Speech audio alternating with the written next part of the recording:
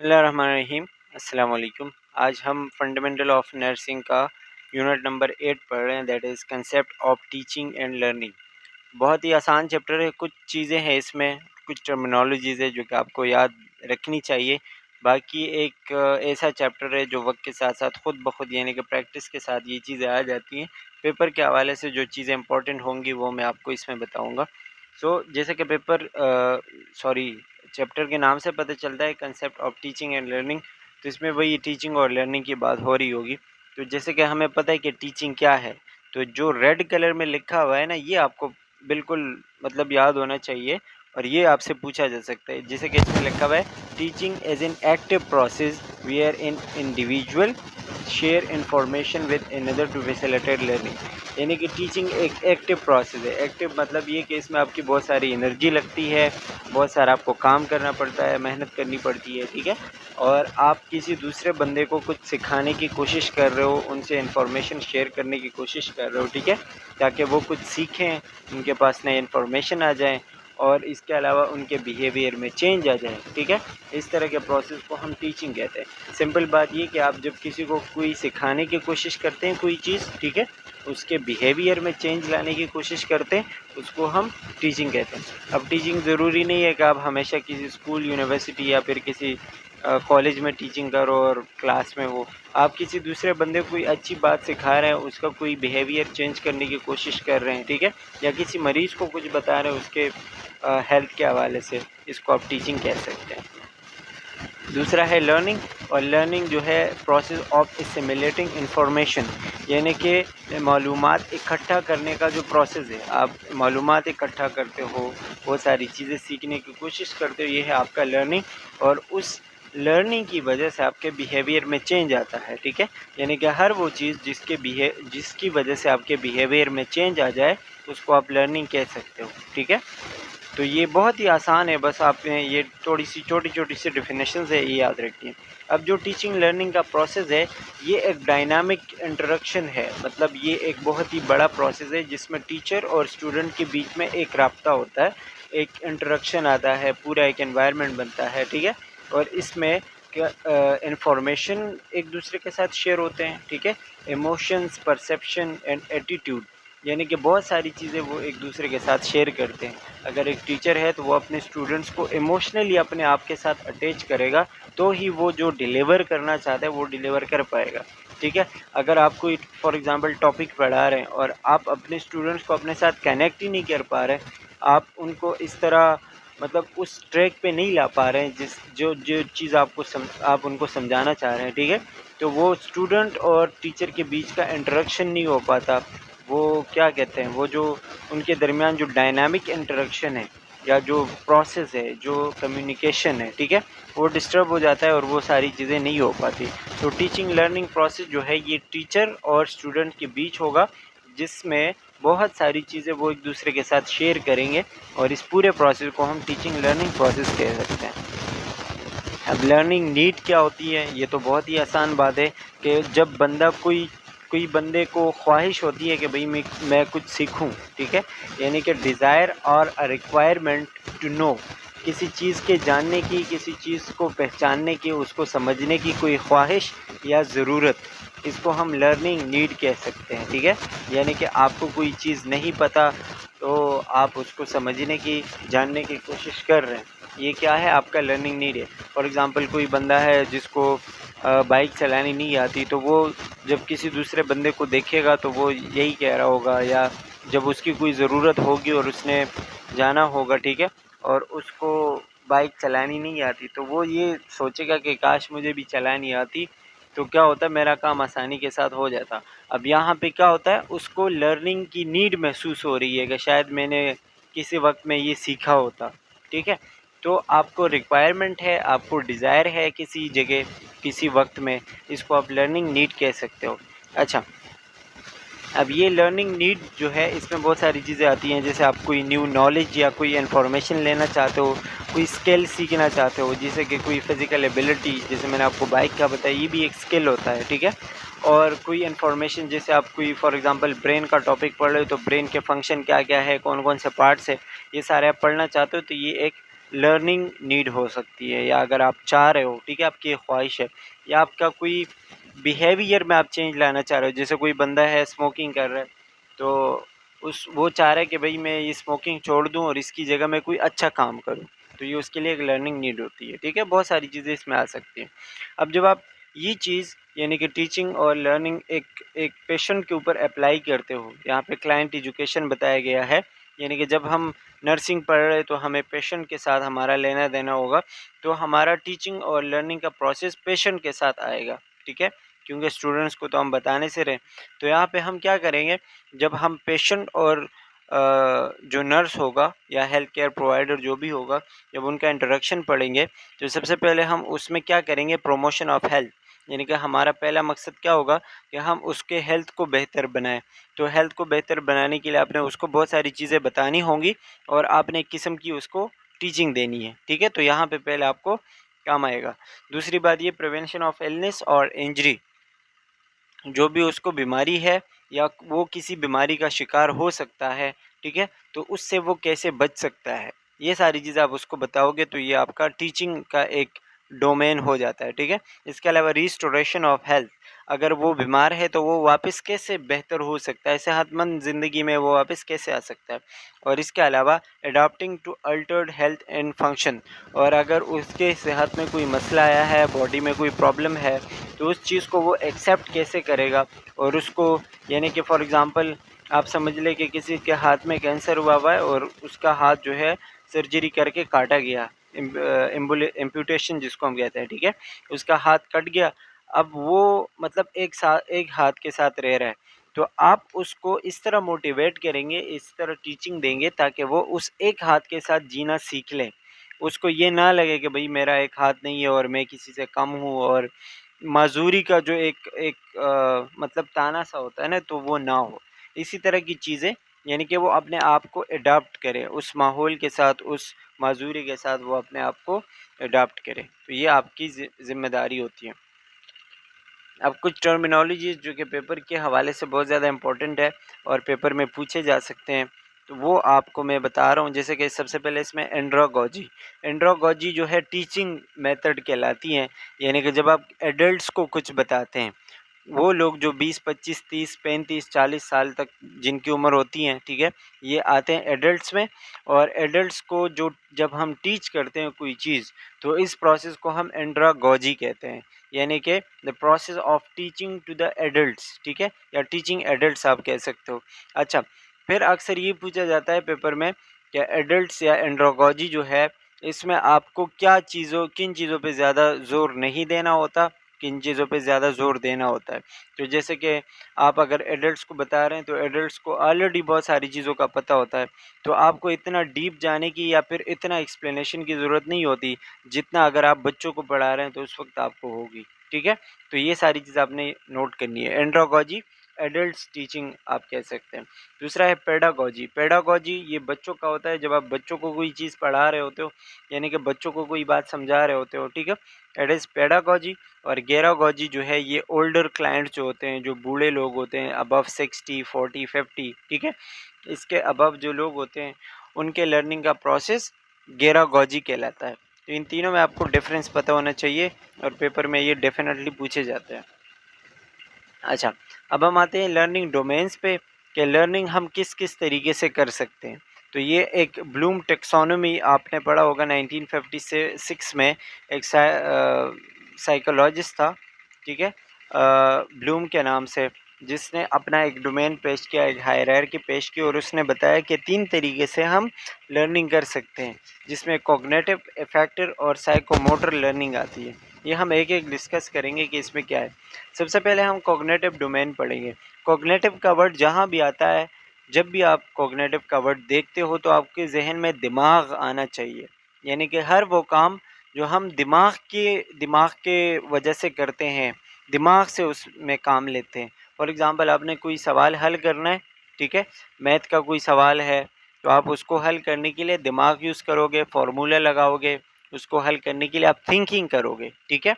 इस तरह की लर्निंग जिसमें आपका दिमाग यूज़ हो, आप अपने मेंटल एबिलिटीज़ को यूज़ करके उस काम को सॉल्व करे, उस मसले को हल हल करे, ठीक है।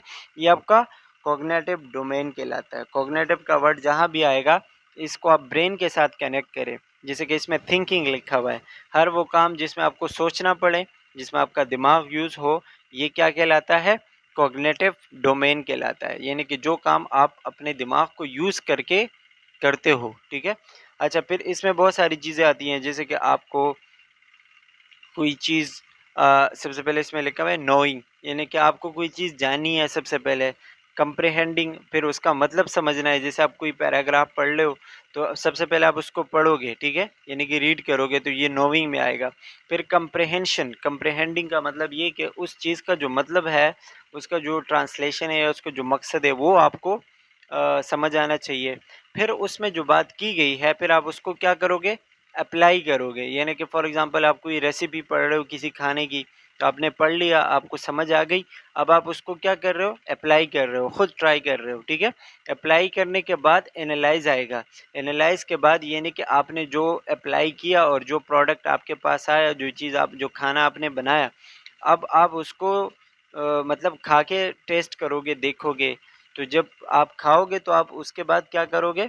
एनालाइज़ करोगे, यानी कि उसका एक नतीजा निकालोगे कि भाई जो चीज़ मैंने पढ़ी थी या जो वीडियो मैंने देखी थी रेसिपी की, ठीक है, तो वो उसी तरह का ये चीज़ बनी है या नहीं बनी। तो ये आपका एनालाइज़ हो जाता है। एनालाइज़ मतलब किसी चीज़ को परखना, ठीक है, या फिर आप कह सकते हो कि उसका जजमेंट करना। अच्छा, सिंथेसिस, सिंथेसिस में वही वही आप जजमेंट कह सकते हो, या फिर उस चीज़ को डीपली देखना। और इवॉल्वेशन में, इवॉल्वेशन का मतलब होता है आखिर एक नतीजा निकलना, ठीक है। जैसे आप यूनिवर्सिटी के स्टूडेंट्स हैं तो यूनिवर्सिटी के स्टूडेंट्स के साथ हर सेमेस्टर में उनके इवॉल्वेशन मार्क्स होते हैं। इवॉल्वेशन मार्क्स का मतलब ये होता है कि आपने पूरे सेमेस्टर में जो मतलब काम किया, जितने भी टेस्ट वगैरह आपने दिए या जिस तरीके के आप स्टूडेंट थे, ठीक है, तो आखिर में आपका नतीजा क्या आया, उस पूरे प्रोसेस को हम इवॉल्वेशन कहते हैं। अच्छा, तो ये पूरा प्रोसेस जिसमें आप ये सारे स्टेप से गुज़रते हो, ठीक है, और ये सारे काम करते हो, और मेनली आपका थिंकिंग जो एबिलिटी होती है, जो दिमागी सलाहियत होती हैं, ठीक है, वो यूज़ होती हैं, दैट इज़ कॉग्निटिव डोमेन। दूसरा होता है अफेक्टिव डोमेन। अफेक्टिव डोमेन यानी कि फीलिंग, आप किसी चीज़ के बारे में किस तरह फ़ील करते हो, आपके ऊपर कोई चीज़ किस तरह असर डाल रही है, आपके इमोशंस, आपका बिहेवियर, आपका बिलीफ उसके मुताबिक क्या है, ठीक है। जैसे आप कोई बहुत ही प्लेजेंट चीज़ देखते हो या कोई चीज़, कोई काम करने में आपको बहुत ज़्यादा मज़ा आता है और उससे आप कोई नई चीज़ सीखते हो, दैट इज़ अफेक्टिव डोमेन, ठीक है। यानी कि कोई चीज़ जिसका आपके ऊपर कोई असर हो रहा है और उस असर की वजह से आपको कोई चीज़ सीखने को मिल रही है, ठीक है। यानी कि कोई चीज़ जिसका आप इमोशनल अटैचमेंट है आपके साथ, ठीक है, तो आप जो है वो इफेक्टिव डोमेन में आएगा। इसके अलावा साइकोमोटर स्किल, साइकोमोटर डोमेन यानी कि कोई भी चीज़ जो आप स्किल स्किल लायक हो, जैसे बाइक चलानी हो गई, ठीक है, या फिर क्रिकेट खेलनी हो गई, या फिर आप जो है कोई भी ऐसी चीज़ जिसमें आपको स्किल रिक्वायर्ड हो, ठीक है। या फिर आप समझ लें कि कोई ड्राइंग, कोई पेंटिंग करनी है, तो पेंटिंग तो आप क्या करोगे, वो एक स्किल है, ठीक है। तो जब आप कोई स्किल सीखते हो तो वो आपके साइकोमोटर डोमेन में आता है। यानी कि फॉर एग्जांपल जब कोई बच्चा होता है, ठीक है, बच्चा जैसे जैसे बढ़ता है तो उसके उम्र जैसे जैसे बढ़ती है तो क्या होता है, वो उठना बैठना चलना फिरना ये सीखता है। अब ये सारे स्किल्स है और ये सारे जो लर्निंग है ये उसके साइकोमोटर डोमेन में आते हैं, ठीक है। जैसे वो किसी चीज़ को पकड़ रहा है, उसको उठा रहा है, एक हाथ से दूसरे में ट्रांसफ़र कर रहा है, ठीक है, या फिर वो कप उठा सकता है, कप से पानी पी सकता है, या फिर कोई लिख रहा है, पेन पकड़ सकता है, उससे ABCD लिख सकता है। ये सारी की सारी चीज़ें साइकोमोटर डोमेन में आती है, यानी कि कोई भी स्किल आपके पास हो तो वो साइकोमोटर डोमेन। अच्छा, ये वही आपको बताया गया है। फॉर एग्ज़ाम्पल जैसे कि अगर आप देखेंगे आपको अभी यहाँ पे पेशेंस के हवाले से बताएगी, जैसे कि आप पेशेंट को बताओगे, ठीक है, तो साइकोमोटर स्किल जो है कि आप मरीज़ को अगर बताओगे कि आपने खुद इंसुलिन कैसे लगवानी है, अगर आपके पास फैसिलिटी नहीं है, डॉक्टर नहीं है, नर्स नहीं है और आपने इंसुलिन लगवानी है, ठीक है, तो आप खुद से कैसे लगाते हो, आप उसको तरीका बताओगे, वो तरीका सीखेगा, तो ये क्या हो गया, ये एक स्किल हो गया जो कि उसके पास आ गया, ठीक है। अब ये उसके कौन से डोमेन की लर्निंग हो गई, कॉग्निटिव डोमेन की हो गई या उसकी अफेक्टिव की हो गई या फिर साइकोमोटर की हो गई। तो जब स्किल की बात आ रही है तो साइकोमोटर डोमेन है, ठीक है। इसके अलावा कॉग्निटिव डोमेन में हम क्या करते हैं कि जब मरीज़ को हम ये बताते हैं कि भाई इंसुलिन तो आपने लगानी है, लेकिन इंसुलिन आपने लगानी क्यों है, डायबिटीज़ अगर शुगर की बीमारी है तो किस वजह से होती हैं, बॉडी में ऐसा क्या होता है जब आपको इंसुलिन की ज़रूरत पड़ती है, यानी अब आप उसको इन्फॉर्मेशन दे रहे हो, ठीक है, चीज़ें बता रहे हो। तो क्या होता है, ये उसका कॉग्निटिव डोमेन आता है, यानी इसमें उसका दिमाग यूज़ होगा, ठीक है, और उसके दिमाग में ये बात बैठेगी, तो उसकी वजह से क्या होगा, वो एक चीज़ सीखेगा, कॉग्निटिव डोमेन में आएगा, ठीक है। और इसके अलावा इफेक्टिव डोमेन जो होगा, इफेक्टिव डोमेन यानी कि किसी चीज़ के असर की वजह से आप कोई चीज़ सीख रहे हो। फॉर एग्जांपल उसको डायबिटीज़ है, तो डायबिटीज़ की वजह से बहुत सारे मसले हो सकते हैं, जैसे कि वो लोगों को ये बताएगा कि भाई मैं बीमार हूँ, मुझे डायबिटीज़ है, या डायबिटीज़ की वजह से उसके ऊपर कोई और अदर बीमारियाँ आ सकती है, ठीक है, तो उसके ऊपर एक गलत असर पड़ सकता है।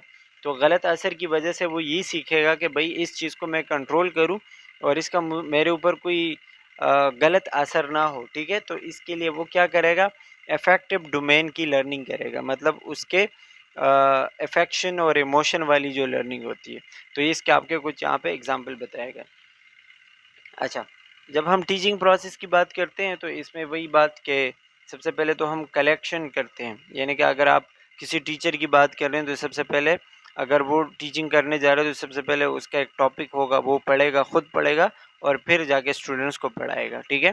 तो उसके पास क्या होगा, एजुकेशनल डायग्नोज, यानी कि वो सारी चीज़ें मैं आपको टीचिंग के हवाले से बता रहा हूँ, लेकिन यहाँ पे जो है वो नर्सिंग का बता रहे हैं। तो सबसे पहले ये देखा जा रहा है कि आपके पास पेशेंट का डेटा होना चाहिए।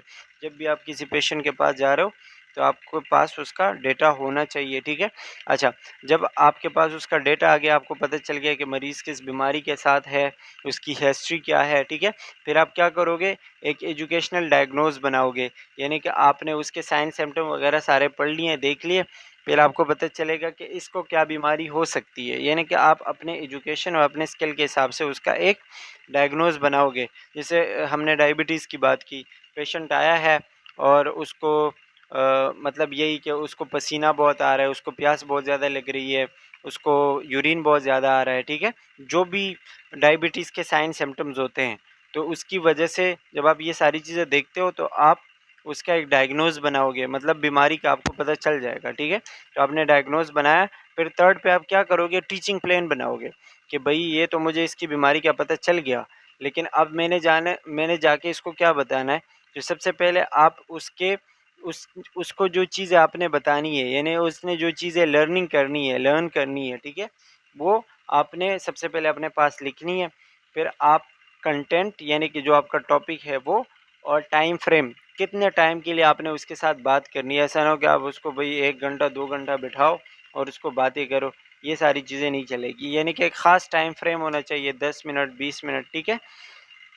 और इसके अलावा सेलेक्ट टीचिंग स्ट्रेटजीज़, और टीचिंग स्ट्रेटजीज़ यानी कि किस तरीके से आपने बताना है। ऐसा ना हो कि मरीज़ को आप बैठा दो और आप उसको जैसे कि टीचिंग करते हैं, ठीक है, तो वो नहीं, आप उसको एक फ्रेंडली वे में, एक हमदर्दाना तरीके से समझाएंगे ताकि उसको बात समझ आए और उसके ऊपर अमल करे। ऐसा जाएंगे एक रूड बिहेवियर के साथ, ठीक है, और उसको चीज़ें बताएंगे जैसे आप कोई उसके ऊपर एहसान कर रहे हो, तो ना वो सीखेगा और ना आपके टीचिंग का जो प्रोसेस है वो होगा, ठीक है। तो हर चीज़ का एक तरीक़ाकार होता है। इसके अलावा नंबर 4 पे क्या होगा, जब आपने उसको सारी चीज़ें बताई, फिर आप उसको इम्प्लीमेंट करेंगे, यानी उस चीज़ को अप्लाई करेंगे। जैसे आपने उसको इंसुलिन का बताया कि भई इंसुलिन आपने इसलिए लगाना है क्योंकि आपके बॉडी में ग्लूकोज़ का लेवल बढ़ता है, तो फिर इंसुलिन की कमी होती है, तो हम बाहर से इंसुलिन देते हैं, ठीक है। अब ये आपने उसको बताया, बाहर से इंसुलिन देना कैसे है उसको इम्प्लीमेंट करेंगे आप। अब आप उसको प्रैक्टिकली करके दिखाएँगे, ठीक है। तो ये आपका इम्प्लीमेंटेशन आ जाएगी, ठीक है। आपने नर्सिंग प्रोसेस पढ़ा होगा ना, ये वही स्टेप्स है सारे। और फिर नंबर 5 पे उसका नतीजा क्या निकल आता है, आपने उसको इंसुलिन इंजेक्ट करना सिखाया, अब उसके बदले में जो प्रोसेस होता है, यानी कि उसका ग्लूकोज लेवल बढ़ गया, उसके बॉडी नॉर्मल पे आ गई, एवोल्वेशन क्या आया, उसको फ़ायदा क्या हुआ, ये सारी चीज़ें आप उसको बताओगे और स्टार्ट से लेके एंड तक एक एक स्टेप उसको करके दिखाओगे। ये आपका टीचिंग प्रोसेस हो जाएगा, ठीक है।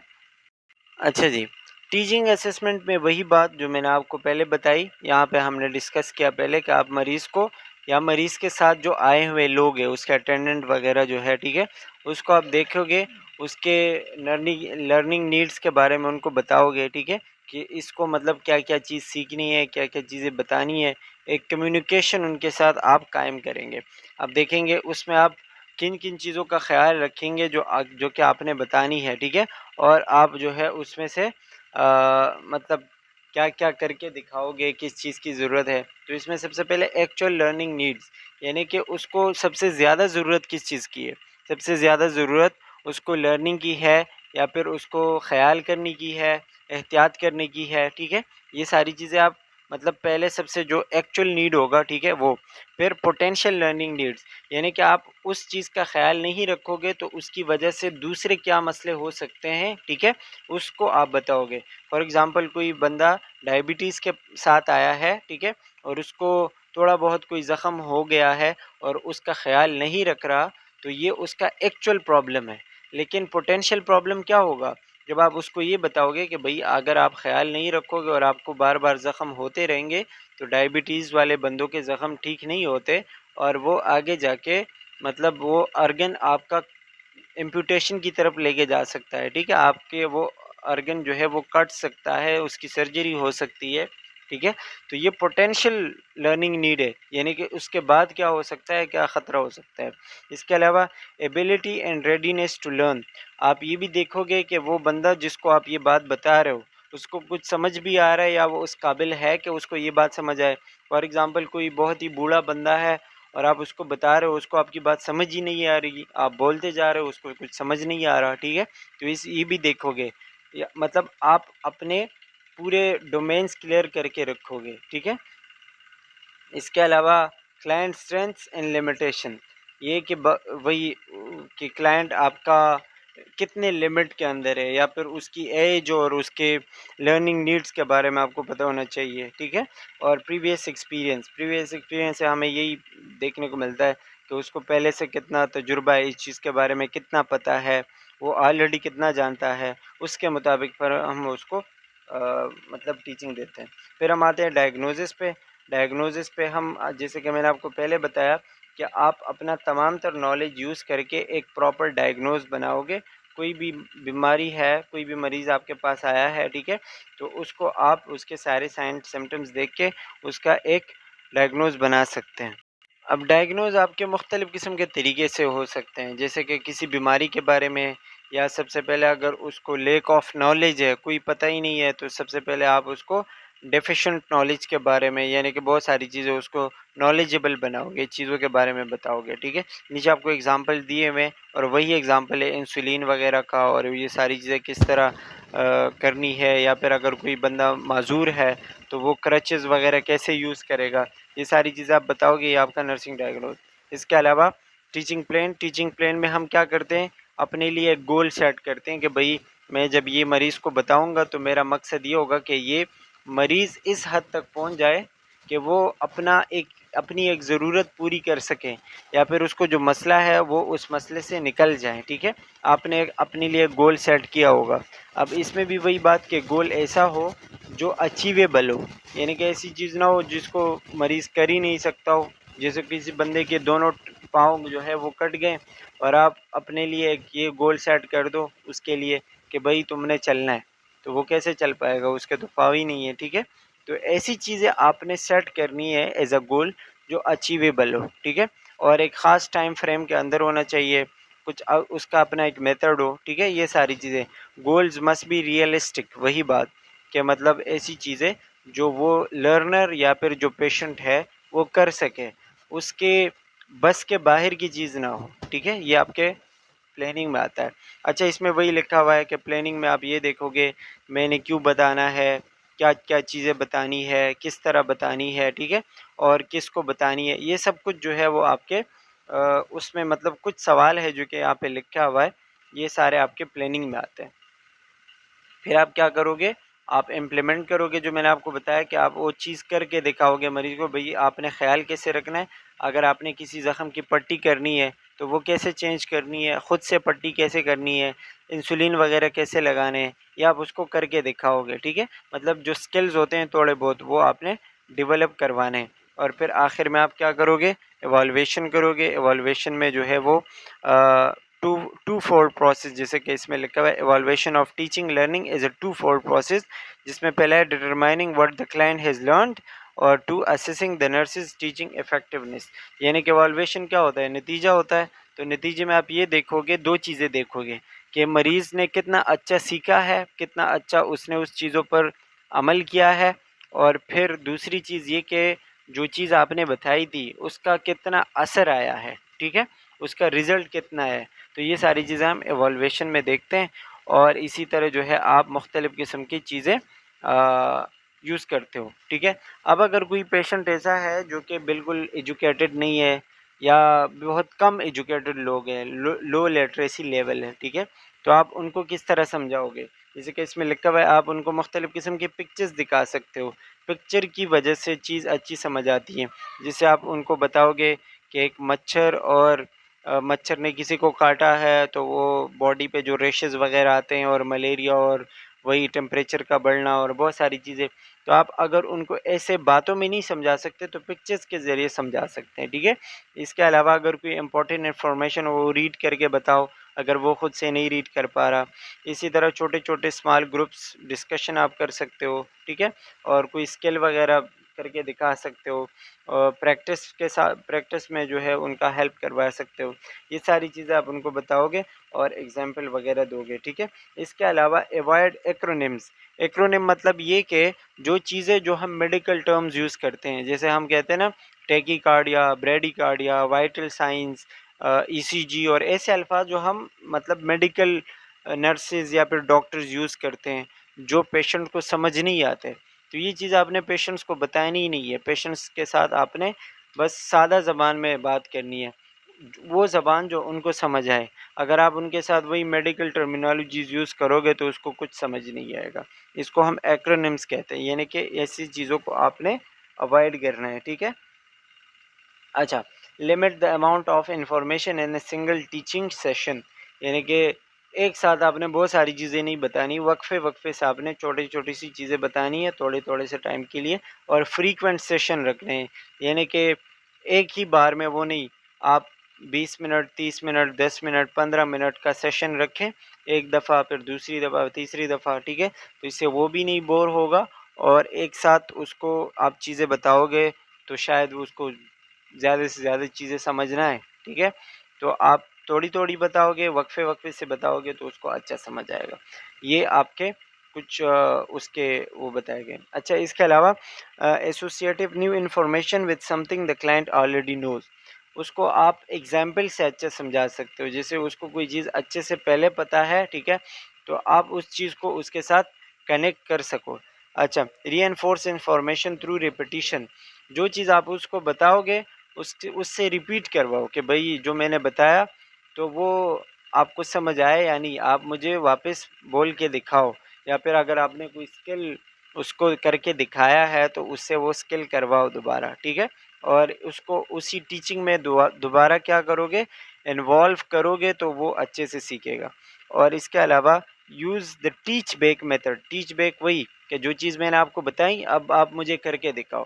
तो जब वो आपको करके दिखाएगा तो क्या होगा, मतलब प्रैक्टिस होगी, और प्रैक्टिस से चीज़ अच्छी समझ आएगी। Avoid hand outs with many pages in classroom lecture format with a large group, ठीक है। अगर आप पेपर लेके घूम रहे हैं कि भाई पेपर से चीज़ें बता रहे हो, या फिर जो क्लास में लेक्चर होता है वही तरीका आप यूज़ कर रहे हो, तो न पेशेंट को कुछ समझ आएगा और ना आपका कुछ फ़ायदा होगा, ठीक है। अच्छा, तो that's all about teaching and learning. आगे आपको एक असाइनमेंट दिया हुआ है, ठीक है। अगर आप चाहते हैं तो ये आप मुझे कमेंट्स में वैसे बता सकते हैं। And that's all. I hope कि समझ आ गया होगा आपको। बहुत ही आसान चैप्टर है, इसमें आपको बस वही 2-3 टर्मिनोलॉजीज़ और कुछ चीज़ें जो कि आपको याद रखनी चाहिए। And that's all for today. Thank you for watching. Take care. Bye bye.